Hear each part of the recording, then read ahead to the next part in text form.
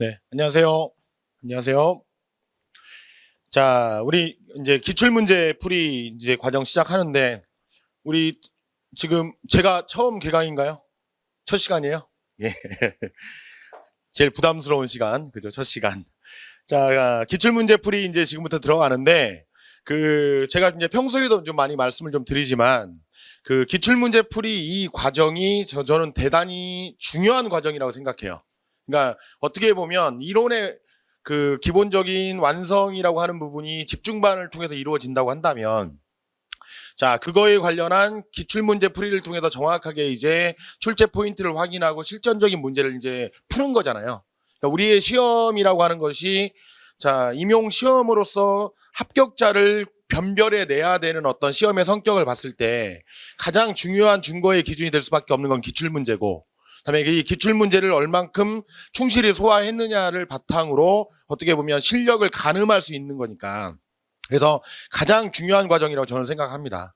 아시겠죠? 그래서 조금 더 긴장감 있게 좀 준비를 하실 거를 다시 한번 좀 당부를 좀 드리고, 자, 먼저 일단 1회차 해가지고 자료 지금 보셨죠? 그죠? 그래서 33페이지까지 해가지고 한 30장면 넘게 지금 이렇게 좀 했는데, 일단 순서는 제 집중반 교재의 순서로 할게요. 아시겠죠? 정치학 일반론 하고, 그 다음에 정치 사상 쪽 하고, 이데올로기 하고, 그 다음에 권력론, 그 다음에 국가론 해서 민주주의 파트 이렇게, 자, 제 집중반 교재의 순서로 할 거고, 그 다음에 이제 매 시간의 분량을 맞춰가지고 우리가 이제 그러니까 12주 과정이잖아요. 그래서 매주 1회차 이렇게 해드리는 것이 나중에 보면 결과적으로 그 순서가 딱딱 떨어지지 않더라고요. 아시겠죠? 그래서 저는 조금 더 양을 이번 주도 33쪽까지 드렸으니까 이번 주에 2시간 가지고는 절대 소화 못할 분량이에요. 아시겠죠? 그래서 2주차까지 드렸다라고 보시면 돼요.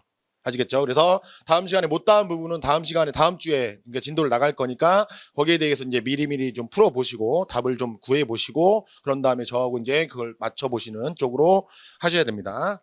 자, 그렇게 일단은 세부적인 사항은 그렇게 진행을 할 거고, 그 다음에 이제 기출이 왜 중요하느냐 말씀만 간단히 드리고 다시 한번 진행을 할게요.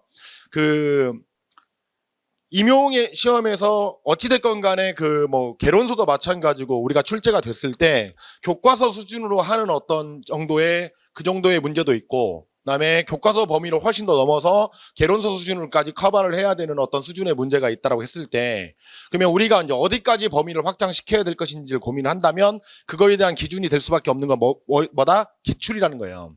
근데 그 말씀은 제가 이제 계속 오리엔테이션도 마찬가지고 설명회 때도 마찬가지고 집중반 처음에 할 때도 마찬가지고 계속 그런 말씀 많이 드리는데, 그래서 거기에 대해서 기준을 삼는다라고 하는 건 이제는 우리 선생님들 다 잘 아실 거라고 보고, 그다음에 두 번째, 제가 이번에 특히 정치학 기출이 되는 것을 분석을 해봤을 때 기출의 반복성이라고 하는 것에 다시 한번 제가 놀랐어요. 그러니까 예를 들어서 메디슨에 관련한 예전 논술형 문제를 바탕으로 해서, 자, 그것이 메디슨의 어떤 대의제, 간접민주정치 형태에 관련한 논술 문제를 또다시 지문으로 활용해서 기입형으로 만들고, 그 다음에 이번에 이제 아리스토텔레스에 관련한 혼합정체라고 하는 것도 예전에 논술형 문제에서 나왔던 혼합정체라고 하는 그 표현 자체가 다시 한번 반복이 됐다는 거죠. 그죠? 그래서 기출에 관련해서 우리가 어디까지 학습을 해야 될지 또는 뭐가 중요하다라고 하는 것도 확인하는 의미가 있지만, 그런 기출 지문이 다시 한번 또다시 금년 시험에서 다시 한번 활용이 될 수가 있다. 그러니까 그만큼 출제하신 분들의 입장에서 보면 엄청나게 심사숙고해서 만든 양질의 자료들이라는 거예요. 그러니까 그거를 다시 한번 꺼내고 다시 한번 활용하고 하는 쪽으로 이게 다시 한번 사용될 가능성이 대단히 높으니, 이제는 기출의 그런 중요 영역들을 확인하고 그다음에 거기에 이제 한 걸음 더 나아가서 또다시 이것을 변형시키게 되면 어떻게 나올 것이냐, 이제 거기까지를 우리가 염두에 두는 학습이 좀 이루어지시면 정말 좋겠다. 아시겠죠? 그래서 그거는 약간의 어떻게 보면 본인 학습 정도나 그런 거에 따라서 조금 더 달라질 수 있는 부분이 있을 수 있을 것 같아요. 그러니까 나는 지금 기출문제조차를 답을 쓰는데도 버겁다라고 하시는 분들의 입장에서는 예측하는 주제까지 하기는 좀 약간은 곤란할 수 있겠죠. 아시겠죠? 그러나 궁극적으로는 그 정도 수준까지는 가야 된다는 거예요. 아시겠죠? 그래서 이제 학습을 하실 때, 자, 오늘은 이제 첫 시간이기도 하고 하니까 이제 미리미리 이제 풀어보신 분들이 많이 안 계시겠지만, 그래서 오늘 좀 생각할 시간 드리면서 좀 천천히 나갈게요. 그러니까 기출을도 어떻게 접근하셔야 되냐면, 일단은 먼저 미우나 고우나 어찌됐건 간에 본인의 답을 작성해야 되는 거예요.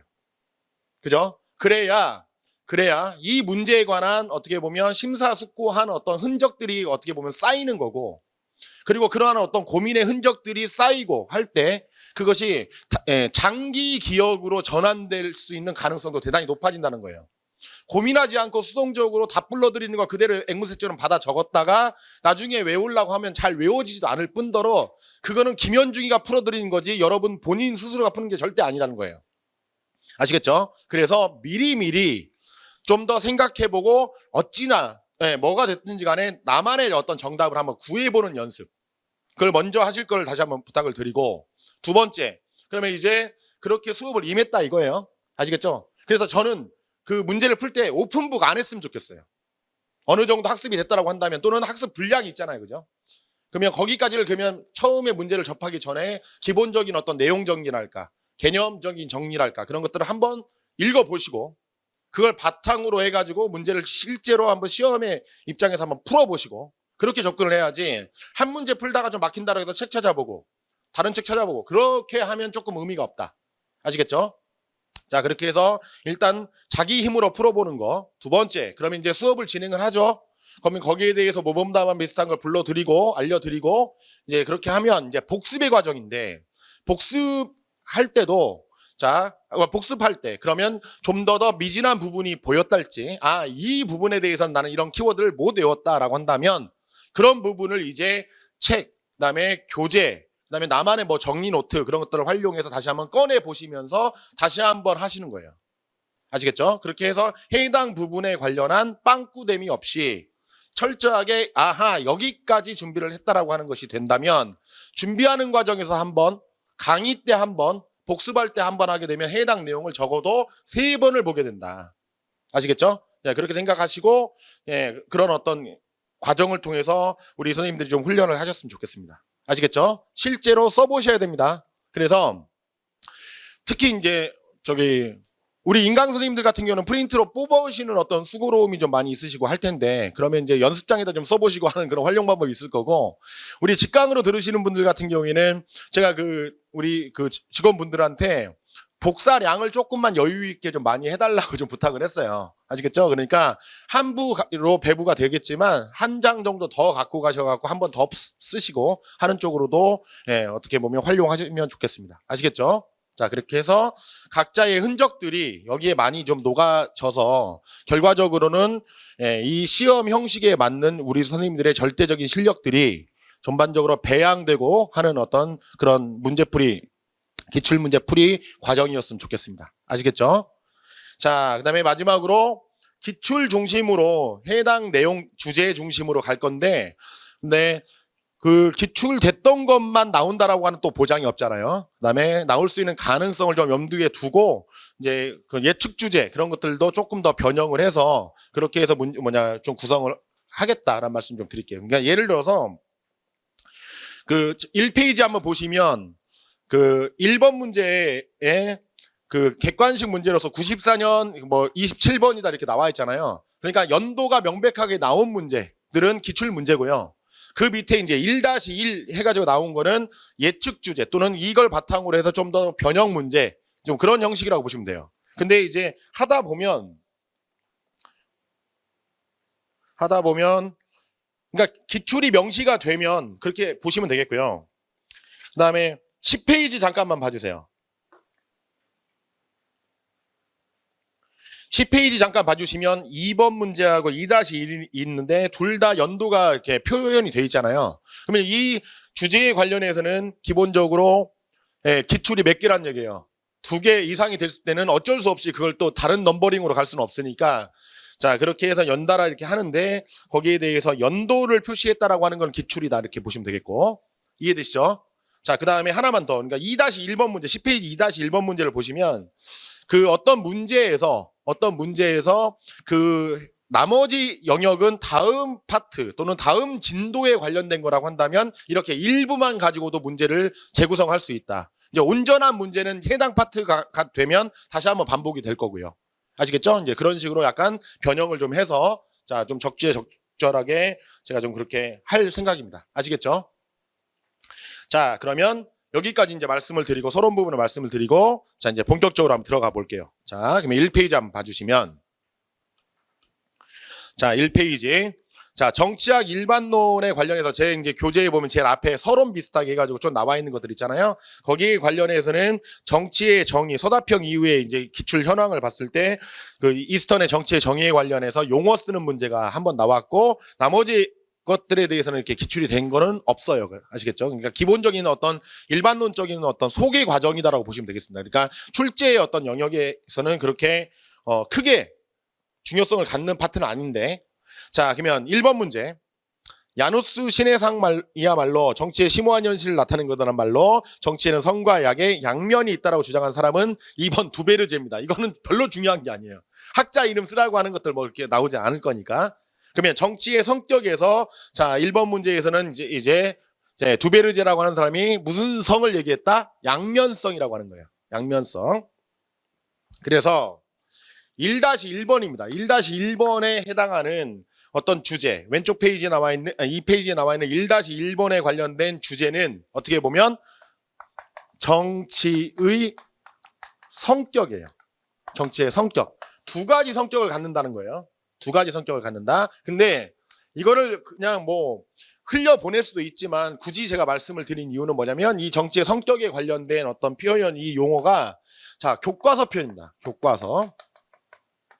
자, 출처는 개론서가 아니라 뭐라고요? 교과서예요, 교과서. 자, 그러면 우리 선생님들 한번 생각 한번 해보시라고요. 한번 읽으면서 바로 제가 정답을 제시해드리는 게 아니라 자, 그러면 첫 번째 사회적인 대립 때문에 재심은 형성된 정치적 쟁점은 무엇을 지닌다?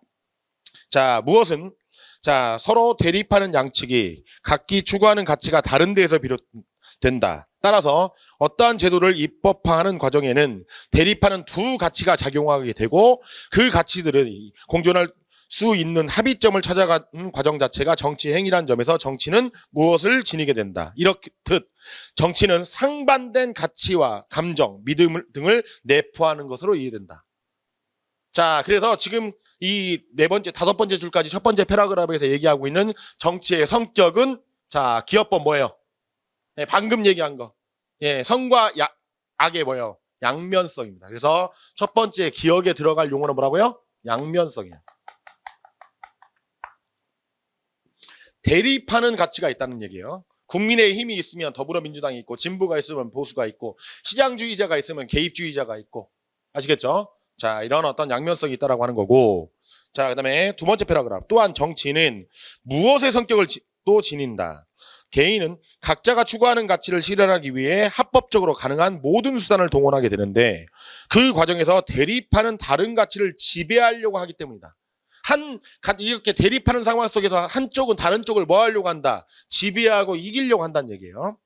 자, 그러면 정치적 쟁점을 해결하는 과정에서 대화하고 타협하는 일련의 행위는 곧 상대방을 설득하고 동의를 구하는 것이며 이는 곧 상대방의 영향력을 행사하는 자, 니은과 자, 일맥상통한다. 그래서 정치는 일종의 힘겨루기에 비유되기도 한다. 이렇게 돼 있어요. 그러면 여기서 두 번째로 제시하고 있는 교과서에 제시하고 있는 정치의 성격이라고 하는 두 번째 속성은 뭐라고요?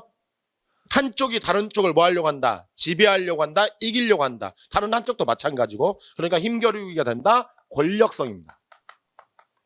권력성. 대립하는 게 있고 힘겨루기가 나타난다는 거예요. 요약하면. 아시겠죠? 자, 그래서 니은에 해당하는 용어는 권력성. 자, 그러면 이제 마지막 패러그래프. 정치 지도자는 자, 자신의 개인적인 믿음을 일방적으로 추구하기보다는 시대정신, 상황, 그 다음에 관련된 집단의 요구 등을 고려하는 한편 공적인 대화와 토론을 통해 형성된 여론을 수렴하여 국민을 설득할 수 있어야 된다. 왜냐하면 모든 정치 행위는 이런 두 가지 성격을 지니고 있어 언제든 사회적 갈등과 대립으로 이어질 불씨를 안고 있기 때문이다. 따라서 아무리 사소한 정책이라고 하더라도 정치 지도자가 자, 이를 실질적으로 추진력 있게 수행하려면 그런 어떤 대립하는 것들을 뭐 하는 거예요? 제압하고 조정을 해야 되는 거잖아요. 그러니까 대립 갈등이 나타날 수 있는 소지가 있기 때문에 그걸 뭐 해줘야 돼요? 줄여야 되겠죠. 그래서 작성반보 두 번째 보시면 가로 안에 디귿에 해당하는 적절한 용어입니다. 그러면 정치 지도자, 정치 권력은 무엇을 충족해야 되겠어요? 예, 정당성입니다. 그래서 디귿에 해당하는 자 성격은 뭐라고요? 정당성이에요. 정당한 것으로 인정받아야 갈등과 대립의 소지가 뭐 하겠어요? 더 줄어들겠죠. 그런 정치적 결정이나 정치 행위에 정당성이 결여돼 있으면 그런 정치 권력에 의한 조정이 또는 갈등의 해소라고 하는 것이 오히려 갈등을 더 증폭시킬 수 있겠죠. 아시겠죠? 그래서 요구되는 성격은 뭐라고요? 정당성이에요. 근데 문제에서 제가 요구하는 것은 뭐냐면 두 가지 요건을 그 정당성이라고 하는 것의 용어를 쓰고 그것의 구체적인 요건 두 가지를 서술하랍니다. 됐죠? 그래서 이거는 어떻게 보면 정당성의 요건이라고 하는 거는 암기죠, 암기. 정당성의 요건, 이건 권력론에서 다시 한번 반복할 거예요. 예, 권력론에서. 그래서 정당성의 요건 하게 되면 자, 하나는 예, 합법성. 자, 두 번째 도덕성. 이건 암기. 자, 합법성. 그다음에 무슨 성이요? 도덕성. 됐죠? 자, 그러면 합법성이라고 하는 거는 우리가 이제 이거 개론서 수준으로 좀 늘리면 사회적 타당성, 어떤 형식적인 요건으로서, 그다음에 도덕성이라고 하는 거는 내용적인 측면으로서 뭐예요? 윤리적 정당성. 그러니까 과거 객관식 시험이라고 한다면 이 두 가지를 좀 다 기억해서 선지를 골라야 하겠지만, 그죠? 자, 이제는 서답형 형식이니까 이제 이렇게 쓰는 거니까 아시겠죠? 키워드 중심으로 정리하시고 좀 더 제가 이제 추천을 드렸던 거는 이게 쉬운 표현이니까 사회적 타당성이랄까 윤리적 정당성이라고 하는 표현보다도 쉬운 표현이니까 이걸 좀 기억해라. 그렇게 좀 추천을 좀 드렸었고요. 맞죠? 자, 그래서 정치 권력의 요건 두 가지는 뭐라고요? 합법성하고 무슨 성? 도덕성을 갖춰야 한다라고 쓰시면 됩니다. 됐죠? 그다음에 이제 합법성이라고 하는 것과 도덕성의 내용 자체를 구체적으로 더 서술하는 걸 요구하진 않았어요. 출제자 입장에서. 여기서의 출제자는 지금 김현중. 아시겠죠? 예, 그래서 자, 저는 이 두 가지 자체를 예, 더 구체적으로 서술하라는 걸 요구하진 않았어요. 근데 말로 할 수 있겠어요? 합법성이란?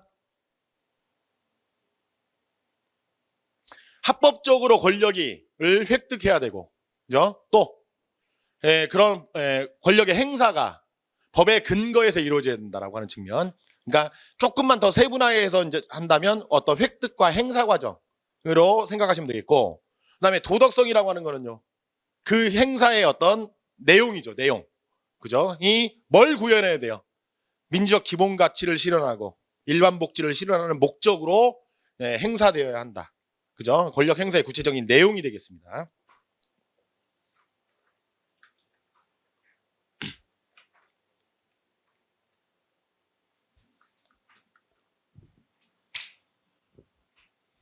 자, 되시죠?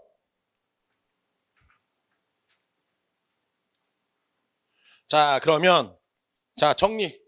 자, 처음에 나와 있는 교과서에 얘기하는 정치의 성격이라고 하는 거는 두 가지 성격이 있다. 무슨 성하고 무슨 성? 양면성하고 권력성. 그죠? 그러니까 정치 권력에게 요구되는 어떤 요건은 뭐라고요? 정당성. 정당성이라고 하는 거는 합법적이어야 하고 도덕적인 면을 갖춰야 한다. 아시겠죠? 자, 이렇게 정리해 보시면 되겠습니다. 자, 그 다음에 다음 페이지 보시면 아니 하나 더 있었는데 바로 정리했네. 한 페이지 넘어갔다고. 자, 1-2번 보시면 자, 똑같아요. 정치란 무엇인가의 문제에 대해 두베르지는 야누스의 얼굴이라고 했다. 정치의 두 가지 얼굴이라고 하는 건 투쟁으로서의 모습과 질서로서의 모습이다. 그래서 투쟁으로서의 정치는 뭐 힘이 설득보다 효과적이고 자, 적을 패배시킬 때 가능하다고 본다. 그다음에 질서로서의 정치라고 하는 거는 인간은 본래 선하며 이성적인 존재로 본다. 따라서 평화를 사랑하는 인간의 본성을 갖춘 사람들은 정치적 공동체를 만들고 공동의 이익을 위해 협력할 뿐만 아니라 상호 계약을 준수한다는 것. 그래서 사르토리는 이런 두 가지 성격을 모아자 다 볼 수 있어야 된다. 자, 이렇게 얘기를 하고 있다. 근데 자, 지금 문제에서 그러면 자, 밑줄 친 기업과 니은을 강조하여 국제 관계를 설명하는 관점의 명칭 그랬죠? 예, 그러면 국제 정치를 바라보는 관점 하게 되면 우리 선생님들 뭐가 떠올라야 돼요? 아니, 일단 몇 가지가 떠올라야 돼요? 빨리 대답해 보세요. 빨리. 몇 가지가 떠올라야 돼요? 관점 하게 되면. 2+4 이렇게 나와야 돼요. 무슨 말이냐? 먼저 2개. 왜? 교과서. 그다음에 개론서 수준으로 하게 되면 4개. 현실주의, 자유주의가 먼저 떠올라야 되고, 그다음에 이제 개론서 수준으로 가는 게 현실주의, 자유주의, 그다음에 구조주의, 구성주의까지. 아시겠죠? 개론서 수준으로 확대를 하게 되면, 그러면 기업, 투쟁으로서의 정치를 강조하는 어떤 관점을 뭐라고 하고? 현실주의. 그다음에 질서로서의 정치를 강조하는 니은벌을 뭐라고 한다? 자유주의. 아시겠죠? 자, 그렇게 정리하시면 되겠고요. 자, 이해되시나요? 국제정치의 관점이라고 한다면, 그러니까 이상주의, 윌슨식 이상주의 그런 것들도 이제 자유주의 범주 안으로 이제 포함하는 거니까. 자, 그렇게 정리하시면 되겠습니다.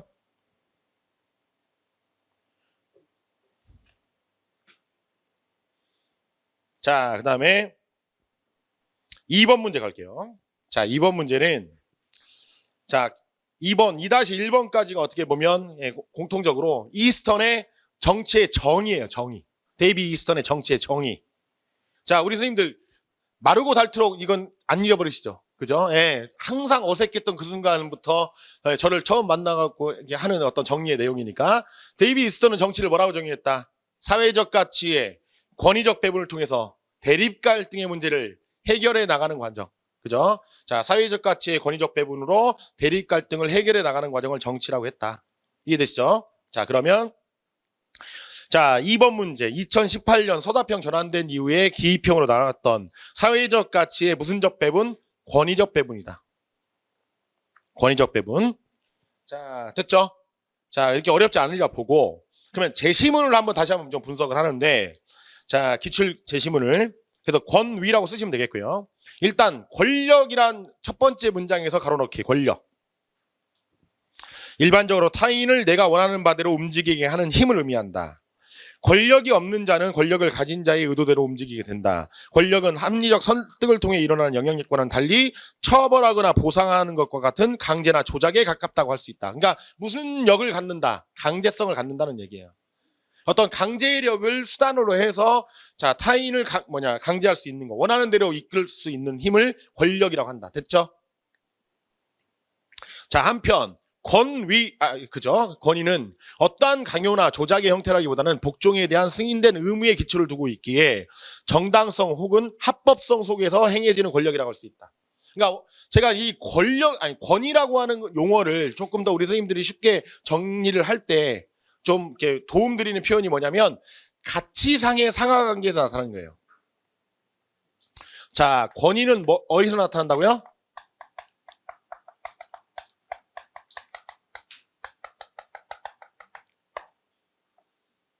그래서 가치상의 상하관계에서 나타난다.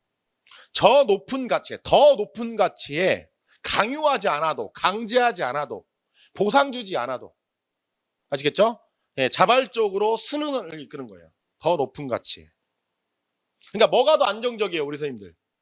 위협을 해야만이, 강제를 해야만이 수용을 하는 권력하고 강제하지 않아도 수용하는, 따르게 되는 권위가 있다라고 한다면 어떤 게 더 안정적이다? 권위가 더 안정적이라는 거예요. 그래서 이스턴은 자, 현대 민주주의 원칙과 권력의 속성을 고려하여 정치를 사회적 가치의 권력적 배분이 아니라 뭐라고요? 권위적 배분이라고 표현을 했다는 거예요. 아시겠죠? 그래서 저는 유사 개념에 관련해서 이거 권력론 쪽에서 다시 한번 말씀드리겠지만 기출을 활용하면서 다시 한번 반복하면 좋잖아요. 자, 그래서 자, 이런 어떤 유사 개념으로 하게 된다면 권위와 권력을 비교할 것이다. 권위와 권력을 비교할 거다. 됐나요?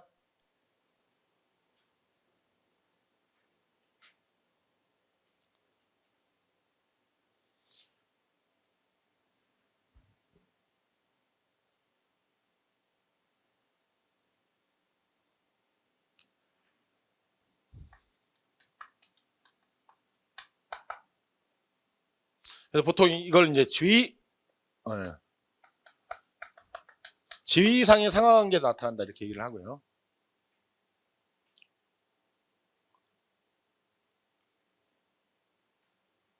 됐죠?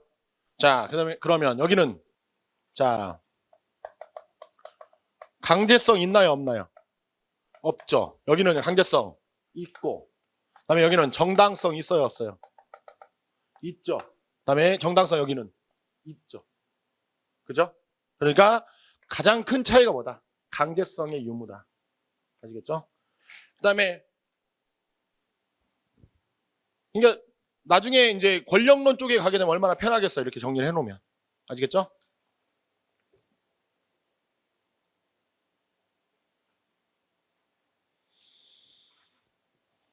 자, 그러면서 이제 2-1번.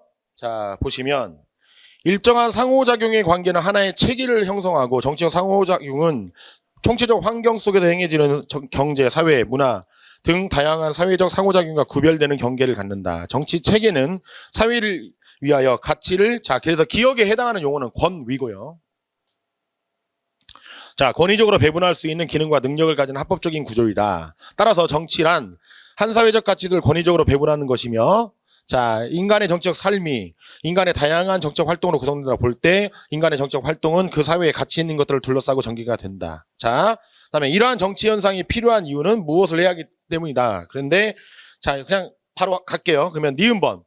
자, 작성 방법에서 두 번째 거. 밑줄 친 니은에 들어갈 정치의 기능이랍니다. 기능. 자, 그러면 이렇게 사회적 가치의 권위적 배분을 통해서 뭐예요?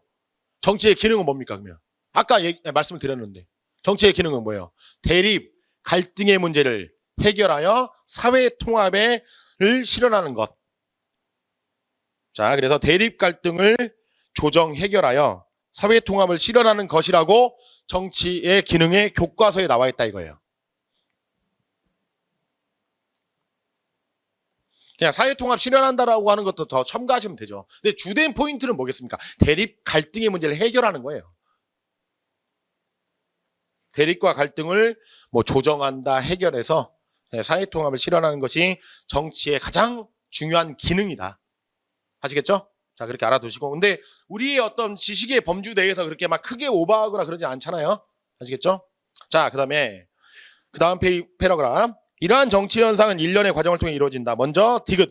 자, 기능으로 요구와 지지를 포함한다 그랬습니다. 그죠? 요구와 지지를 포함하는 개념이 뭐예요? 투입. 그래서 디귿에 해당하는 건 투입. 자, 그 다음에 요구는 이거고 지지란 이거다. 됐죠? 자, 그 다음에 다음은 리을 기능이다. 이는 정치 체계를 구성하고 있는 정책 결정자들이 분배하는 가치 또는 정책 결정을 의미한다. 그죠? 뭐예요? 산출. 그래서 리을에 해당하는 건 산출. 그래서 산출의 4가지 범주는 추출, 규제, 분배, 상징 능력으로 구성된다. 그래서 이제 정치 체제의 능력 해서 이제 알몬드가 6가지 제시하잖아요. 그거 다 이제 여기 들어가 있는 거고. 정치 체제의 어떤 능력을 평가하는 기준들. 그래서 자, 이런 정치 체제가 이제 산출 기능을 수행하니까 거기에 필요한 기능들을 얘기를 하고 있는 거고요. 자, 마지막으로 자, 미음 과정이다. 미음은 정부의 산출이 환경에 영향을 미치고 동시에 자, 다시 투입에 영향을 미치는 과정으로 자, 환경은 이렇게 구성된다. 그러면 미음에 해당하는 용어는 환류. 환류. 됐죠? 그래서 자연스럽게 자, 다음 페이지 보시면 이스터는 이렇게 사회적 가치의 권위적 배분이라고 하는 것이 정치 체계 속에서 이루어진다라고 하는 어떤 시스템 이론을 만들었고, 그래서 3번 문제를 관통하는 주제는 이스턴의 정치 체계론, 투입 산출 모형이 되겠습니다.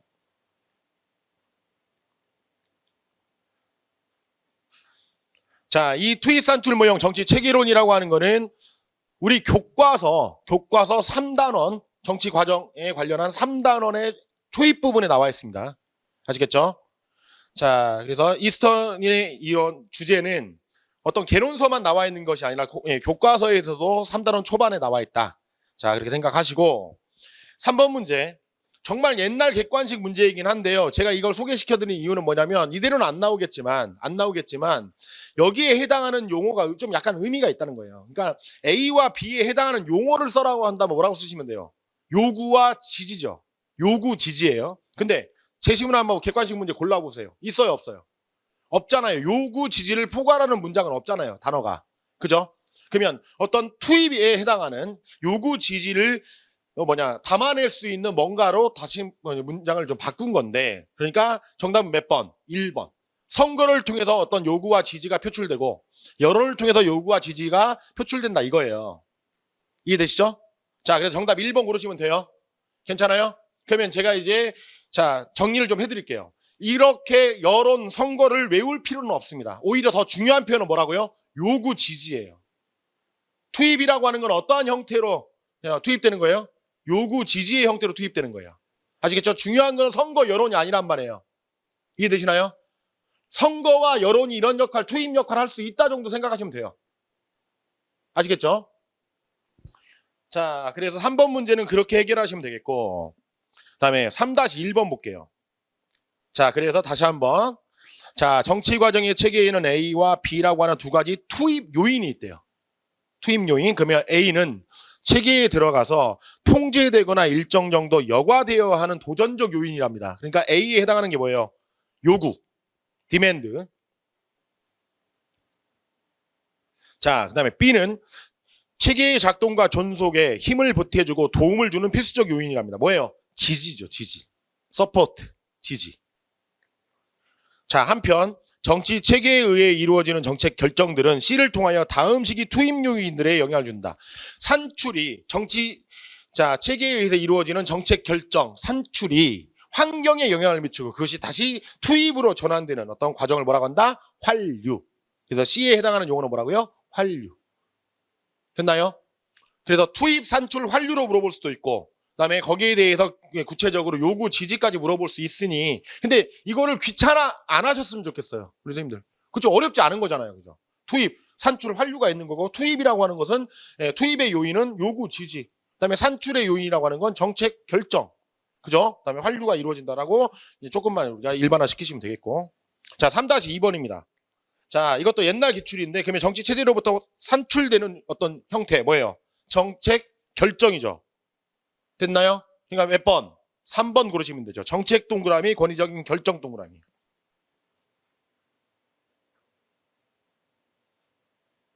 됐나요? 자, 그러면 1번. 자, 결정된 정책이 주변 환경에 영향을 미치는 과정 뭐예요? 환류. 요구를 정책으로 만들어낼 수 있도록 하는 힘. 투입. 4번. 가치가 특정 방식으로 배분되기를 바라는 욕망의 표현. 요구죠. 요구니까 투입의 요인이죠, 이것도.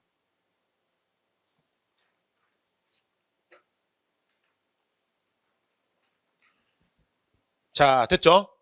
그 다음에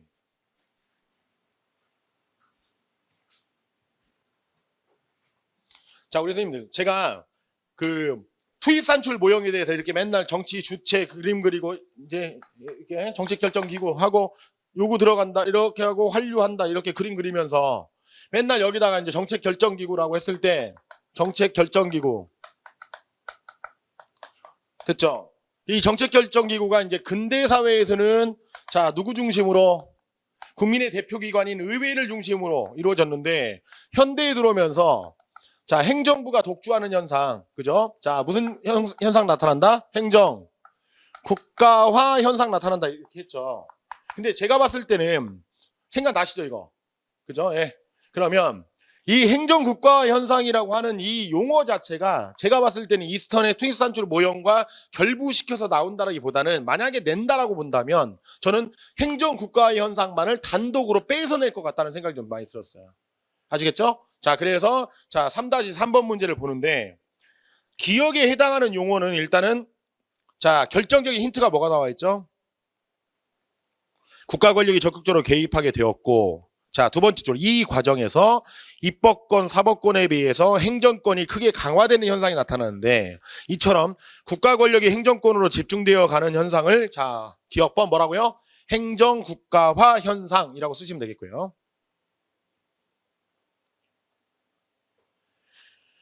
자, 그 다음에 그래서 행정국가 현상은 현대 사회에서 피할 수 없는 현상이기도 하지만 한편으로는 여러 가지 문제점을 낳기도 한다 그랬어요. 일단 넘어갈게요. 자, 그래서 행정국가 현상의 문제점을 해결하기 위한 노력은 크게 두 가지 방향으로 이루어지고 있다. 됐죠? 자, 그래서 첫째는 자, 밑줄 한번 쳐볼게요. 첫째는 의회의 기능과 역할을 강화시키려고 하는 방향이다. 그러니까 행정국가 현상이 나타나고 있다라고 하는 얘기는 그죠? 입법부, 즉 국민의 대표기관인 입법부가 제 기능을 하지 못하는 거니까 1차적으로 의회를 정상화시키자. 자, 그래서 이러한 문제점을 해결하기 위해서 우리나라는 입법조사처를 신설하고 전문위원제도를 도입하는 등 입법지원기구를 강화하는 노력을 기울여 왔다. 근데 아직은 좀 미비하고요. 자, 그 다음에 둘째는 밑줄 한번 쳐볼게요. 행정부에 대한 직접적인 감시 및 통제를 강화시키는 방향이다. 이해되죠? 자, 그래서 행정부를 감시하는 제도가 이제 옴부즈만 제도가 있는데, 이 옴부즈만 제도의 한국적 실험, 디귿이 뭐라고요? 한국의 제도가 국민권익위원회. 국민권익위원회. 초등학교 교과서에 나오더라고요. 저희 딸이 초등학교 6학년이어서 지금 사회 시간에 그 민주주의 배워요. 그래서 이제 권력 분립 막 배우고 막 하는데, 그다음에 국가기관들 입법부가 뭐 하는 거 막 뭐 예산안 심의 의결 막 그런 거 막 외우고 하는데 기특하기도 하고 그죠. 그래서 아빠가 사회 선생님이라고 그래도 잘 단어를 외우더라고요. 아, 수학은 잘 못해요. 사회만 잘해요. 역사하고. 자, 그래서 되게 기특하고 막 그랬는데, 그 국민권익위원회가 나오더라고요. 막 초등학교 교과서에서. 자, 그래서 고충 민원을 처리하고 불합리한 행정제도를 개선하고, 자, 위법하거나 부당한 행정처분으로부터 국민의 권리를 보호하는 등의 업무를 수행하고 있다. 됐죠? 그러면 작성 방법에서 첫 번째 건은 해결이 됐네요. 됐나요? 두 번째, 여러 가지 문제점, 행정국가 현상이 나타나고 있는 여러 가지 문제점에 해당하는 적절한 내용을 민주주의 기본 원리와 관련해 구체적으로 서술하라 이렇게 돼 있죠. 그러니까 이런 식으로 출제를 할 때 특정한 개념이랄까 단어를 꼭 써야 하는 형식을 줄 가능성이 되게 높다는 거예요. 왜냐하면 서답형이니까 여러 가지 열린 답안이 되면 안 되잖아요. 아시겠죠? 그래서 이렇게 객관화시켜서 평가를 용이하게 하려고. 아시겠죠? 그래서 우리 선생님들 민주주의의 기본 원리라고 하잖아요. 이런 주요 기본 개념이라고 한다면 요소 또는 기본 원리 또는 기본 요소. 아시겠죠? 하게 되면 적어도 세 가지는 외우세요. 뭐라고요? 세 가지 뭐예요? 주권이 누구한테 있어야 된다? 국민에게 있어야 된다. 국민주권. 그 다음에 헌법. 그죠? 헌법을 통해서 국가 권력을 규정하고 제한해야 되는 뭐예요? 입헌주의. 그 다음에 세 번째 뭐예요? 권력을 분산시켜서 서로 견제와 균형을 통해서 어떤 권력의 집중을 방지하기 위한 권력 분립. 아시겠죠? 그래서 민주주의 기본 요소 또는 기본 원리라고 한다면 세 가지를 꼭 기억하세요. 국민주권, 그 다음에 입헌주의, 그 다음에 권력 분립. 이해되시죠? 그래서 길거리에서 저를 만나거나 엘리베이터에서 만나거나 계단에서 만나거나 그죠? 하게 되면 안녕하세요 5글자 얘기할 동안 그죠? 국민주권, 권력 분립, 입헌주의 셋 중에 하나로 대답하세요. 그렇게 인사해 주세요. 아시겠죠? 권력 분립 이렇게 그죠? 자, 좋아요. 이렇게 정리하시고 그러면 당연히 그 문제점이라고 하는 거는 민주주의 기본 원리라고 한다면 행정국가화 현상이라고 하는 건 두 가지 위배죠. 자, 첫 번째 뭐예요? 행정부가 독주하는 거니까 제일 먼저 떠오르시는 건 권력 분립이죠. 행정부가 우위에 가고 견제와 균형이 어떻게 보면 훼손되는 거니까 권력 분립 원리에 어떻게 위배될 수 있고 또요. 두 번째는요. 입헌주의가 좀 어울려요? 아니면 국민주권이 어울려요? 그렇죠. 국민주권. 국민이 주권자로서 그죠? 대표를 선출하고 됐죠? 그 대표에게 어떤 정책의 정당성을 부여하는 국민주권 원리에 위배될 수 있다는 거예요. 행정부는 거의 대부분이 선출직이 아니잖아요. 그죠?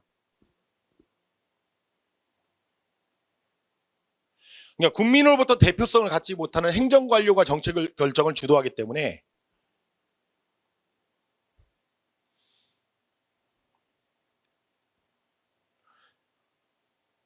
국민으로부터 대표성이 결여된 행정관료가 정책 결정을 주도하기 때문에 국민주권 원리에 위배될 수 있다.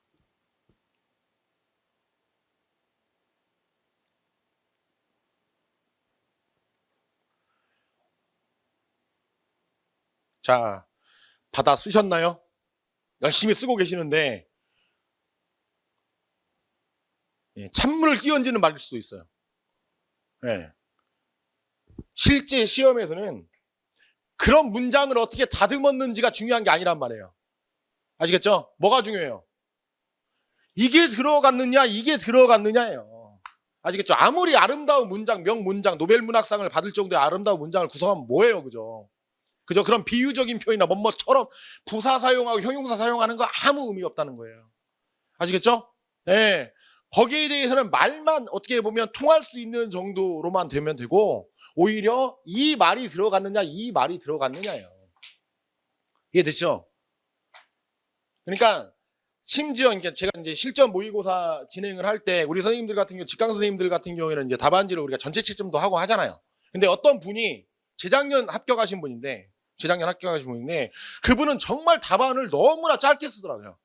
서술형인데도 불구하고 그냥 딱딱딱 이렇게. 그러니까 이런 문제 같은 경우에는 자, 두 번째 관련해서 민주주의 기본 원리와 작성에 관련하여 구체적으로 서술할 거, 그죠? 했을 때, 예, 뭐 행정국가의 현상은 국민주권의 원리와 권력 분립의 원리에 위반될 수 있다. 그렇게만 써요. 그 앞에 문장을 다듬지 않고, 그죠? 근데 그분이 합격했단 말이에요. 그 연도에, 그죠? 그다음에 이건 좀 말씀드리기 좀 곤란한데 뭐 이렇게 여러 가지 정보들이 좀 이렇게 노량진에 있다 보니 강사하고 있다 보니까 이게 뭐 좀 이게 있어요, 그죠? 예, 있어요. 근데 말을 못해요. 이거는 좀 만약에 약간 논란이 될 수 있고 막 그러니까 좀 그런데 아시겠죠? 중요한 건 이거란 말이에요. 됐죠? 화이팅, 화이팅. 자, 정리. 딴딴딴이에요. 그러니까 자, 현대국가 넘어오면서 특히 국민의 대표기관이 입법부에 비하여 행정부가 국가적 사무가 증가해서 행정부가 독주하는 현상이 나타난다. 그걸 뭐라고 한다? 무슨 현상이라고 한다? 행정국가 현상이라고 한다. 근데 이거는 민주주의 관점으로 본다면 긍정적인 현상만은 아니라는 거예요. 왜? 두 가지 민주주의 원리, 기본 원리 또는 요소와 충돌할 수 있다. 뭐예요? 국민주권의 원리하고 권력분립 원리에 충돌할 수 있다. 그러면 이걸 해소하려고 하는 방안에는 또 두 가지 어떤 방안점이 있다. 하나는 의회의 기능의 회복, 정상화를 도모하는 방안이 있고, 그다음에 두 번째, 행정부 내부적, 자체적 통제 방안이 있다. 그래서 여기 뭐 사례로 얘기한 것처럼 뭐 전문위원 제도랄까, 입법조사처를 신설하고, 자, 그런 어떤 구체적인 사안까지 기억하실 분들은 기억하세요, 그냥. 아시겠죠? 근데 거기까지 달달달 안 해도 되고, 제가 봤을 때는 행정부 내부적인 통제에서 자, 그런 어떤 국가에서 모든 국가에서 시행하고 있는 그런 통제의 방법을 옴부즈맨 제도라고 하고, 그다음에 됐죠? 그 옴부즈맨 제도의 한국적 구체적인 제도의 명칭은 국민권익위원회다. 아시겠죠? 그러면 출제자의 입장에서 뭐가 더 쓰기가 좋을까요? 권익위원회를 옴부즈맨 제도보다는 권익위원회를 낼 가능성이 높아서 저도 이렇게 얘기를 한 거고요. 아시겠죠? 근데 뭐가 나올지는 모르니까. 됐나요? 이거 어디에 나와 있는 얘기예요? 행정국가 현상에 대해서 이거 빡 하면. 출처. 제가 지금 제시문으로 이게 삼은 거에 출처는 뭘까요? 김현중 교재라고 하시면 안 돼요. 아시겠죠? 뭐예요? 교과서입니다. 교과서에 심화 자료 뭐 해가지고 한 챕터가, 한 장이 이렇게 돼 있어요. 아시겠죠?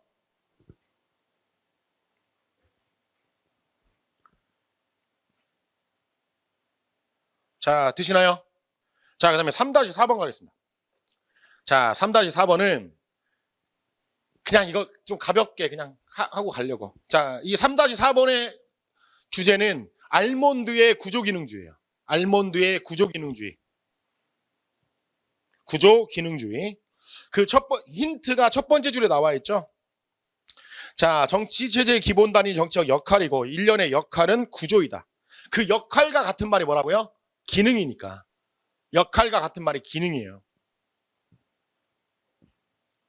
자, 그래서 자, 두 번째 패러그래프, 다섯 번째 줄 보시면 정치 체계의 투입 과정에는 밑줄 한번 쳐볼게요. 정치 사회화 충원, 이익 표출, 이익 집약, 정치적 소통, 커뮤니케이션이라고도 하고요. 소통이라고 하는 걸 영어로.